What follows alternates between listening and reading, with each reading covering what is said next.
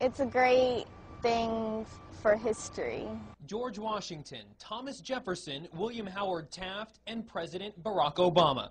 One young girl traced them all back to one common ancestor. They're all cousins and all grandsons of John Lackland. It's the first family tree of its kind, pouring through more than 500,000 names for months.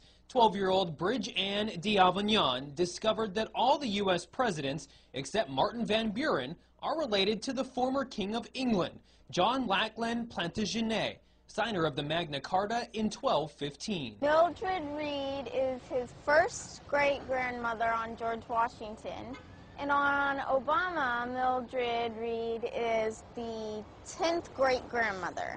It started as an assignment to research her own lineage, tracing it back to roots in France. But Bridge Ann wanted to branch out. Well, I think we just all go back somewhere. It's just a matter of proving it. She started with George Washington, but unlike other professional genealogists that only looked at the male family lines, Bridge Ann was able to link the presidents together using both male and female ancestry.